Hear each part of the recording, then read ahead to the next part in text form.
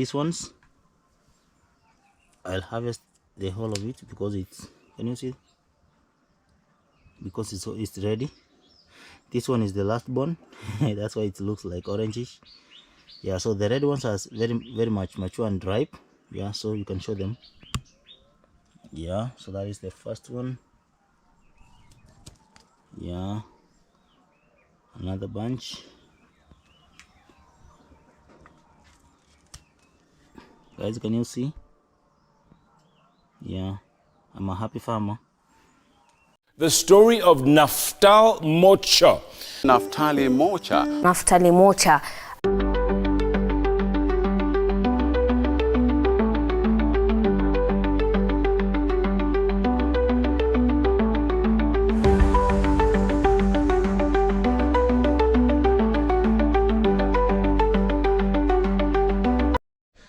Hello, good morning from East Africa, Kenya.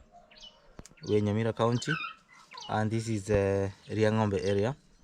So I'm welcoming back again to my YouTube channel. Kindly consider subscribing, share, and comment so that you can be able to be recommended to many people. So I'm going to usher you into the greenhouse for the third time, I think. Yeah.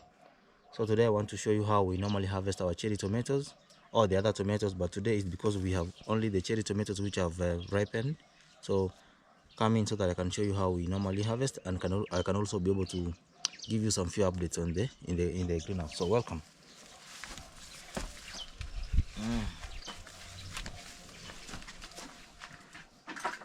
Yeah, so guys, as you can remember last time we also tried to, we planted some strawberries here and also some spinach. Yeah, and we also tried some propagation there, yeah, of the wild strawberry.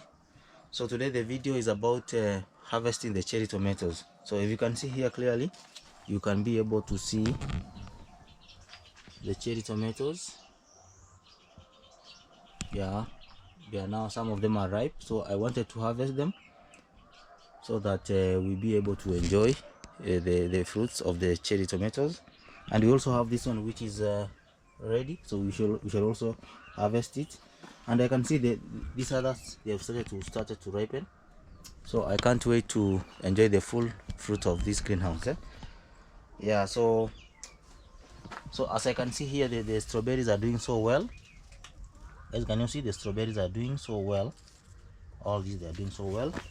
And even the spinach, I've tried to do some shading here. Yeah, guys, can you see?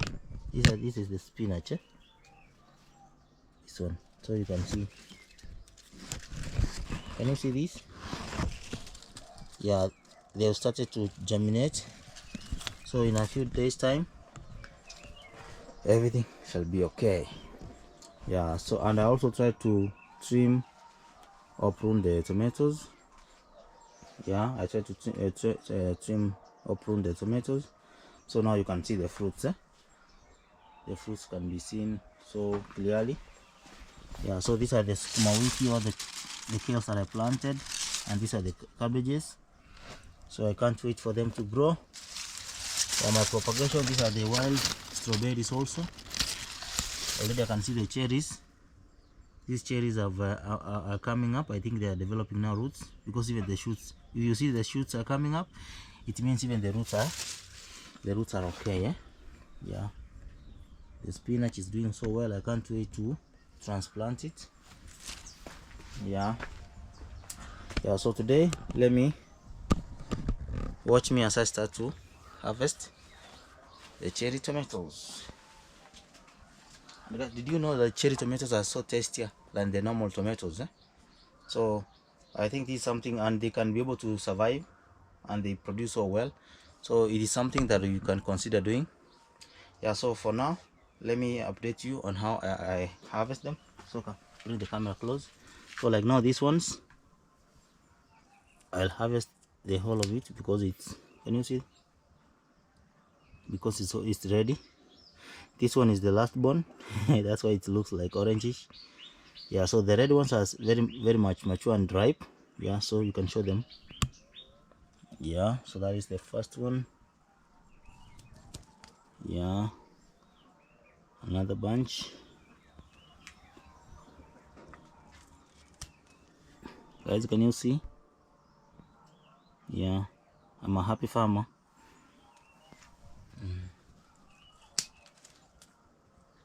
Yes, show them how it now looks.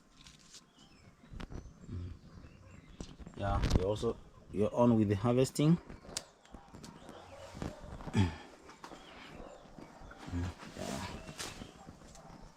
So yeah,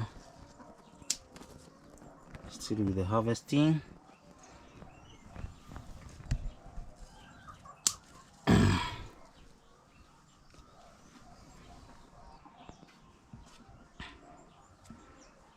Yeah, I think maybe I'll decide to leave some of them. Okay, anyway, let me just harvest one by one. Yeah, one by one. Can you see?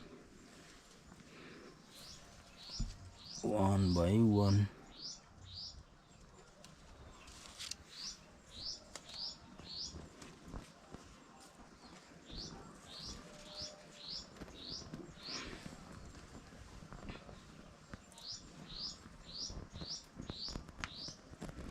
Yeah, you can see. Yeah, so let me do the last one, this. Yeah, guys, can you see? Very red and fresh and juicy. Yeah, so you can see, I'd say that this is among the first harvest of the cherry tomatoes. Guys, can you see? Yeah, and for your information, we are not intending to sell. We just this was like an experiment. Yeah, so we're just using this for home consumption for now, but in future, when we are going to go maybe a large scale, that is when we can be able to sell the cherry tomatoes. Like now you can see these ones. Yeah, very, very fresh. Can you see, guys? Yeah, so like I was telling you, my intention is to make another big greenhouse so that we can be able to do much of these cherry tomatoes and also the normal ones.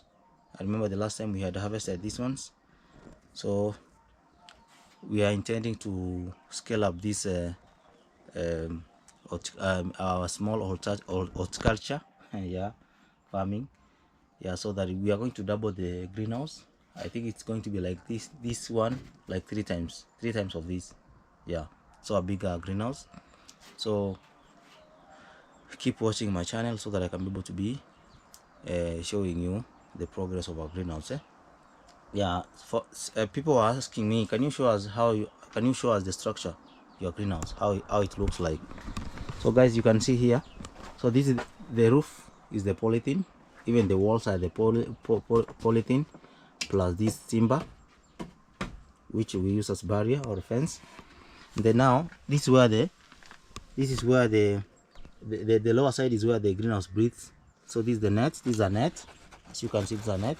So this is where aeration happens. This is where the aeration happens, because if you keep the greenhouse so hot, because if you leave the greenhouse so hot, not much that is going to happen. So you need to keep it aerated, also humid. That is why we normally do irrigation here. You must keep it humid, yeah, so that you can be able to keep the optimum temperature or environment in the greenhouse. Yeah, so I just started as something small, but I'm so glad that now I'm able to enjoy. So I'm glad that I'm now able to enjoy the fruits of the greenhouse that I started a few months ago. Yeah, so guys, you can see now I've harvested the cherry tomatoes, because here we only have two tomato trees for cherries, only two cherry tomato trees, this one and the other one. Yeah, because here there used to be a cherry tomato which used to grow here, so we didn't plant these ones. We just got it germinating by itself, because there used to be cherry tomatoes here. All these others we were able to buy, we were able to plant, and we didn't actually I didn't buy the seeds. What I normally did is when I was buying tomatoes, I said, let me just try to make seeds out of the tomatoes, and that's how I did it. And I'm happy to show you the products. Last week I showed you how we enjoyed the first harvest. Yeah, very organic tomatoes. You can see, very organic tomatoes. Yeah, so, and if you feel that you have some space but you don't know how to do it, yeah, we are in business also. You can contact me. I'm going to share my line, my mobile number. You can contact us so that you can be able to build you a very economic and viable or sustainable greenhouse using the locally available materials. As long as there is a polythene, there is net, and there is timber, and all the other material like nails. Yeah, I'll be able to come with my masons or my fundis, and then you can be able to construct you a very good one, maybe something small for your kitchen garden. Yeah, so that you can be able to be enjoying. The goodness about the greenhouse is your crops or your farm produce is secure, because here there's no birds. You are not going to get birds inside the greenhouse because it's well sealed, and there are minimal pests and diseases, especially diseases. They are very minimal.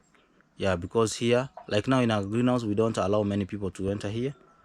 Yeah, so you know, someone might be farming also tomatoes, whereby maybe they are attacked by wilt, and once they come to the greenhouse and they touch our tomatoes, that is how they're going to, that is how the tomatoes will contact the disease. So that is why we normally advocate for people to start small greenhouses, especially if you have a small, like now this one, it measures is 10 by 8 feet. Imagine, very small, 10 by 8, but we are able to enjoy fruits and vegetables. Can't wait for us to harvest strawberries in future. And there's also the wild strawberries, then the spinach, and then there's these cabbages, then there is kales, or the collards. Yeah, so, and this greenhouse is like my nursery. It's like my clinic, because this is where it makes it so easy for me to do propagation of other crops, like especially the cuttings. If you do cuttings in the greenhouse, when they're well potted and well irrigated, the optimum temperature or the optimum environment that is in the greenhouse will make it to sprout so fast before you take it outside to harden. Yeah, so that's why you can see this one. This is the propagation corner. Especially now, you can see this one is a success. The lavenders are all well. I can't wait for the bamboos to shoot up. The wild strawberries. Yeah. So yeah, so far so good. I can say I can't regret why I started this greenhouse. So if you need something like this, trust me with that. I shall be able to deliver. Yeah. And this other end, very soon I'm going to introduce hydroponic farming or hydroponic fodder, because this is an hydroponic fodder unit, which I also use as a greenhouse. From this side is greenhouse for crops, and this side is hydroponic fodder unit. Yeah, I can't wait to feed my chicken and even goats and cows with what we are going to plant here or to grow here as a hydroponic fodder, especially the wheat. Yeah, so keep watching. Remember to subscribe and share to friends and family so that they can be able to learn. So from now until we meet next, goodbye.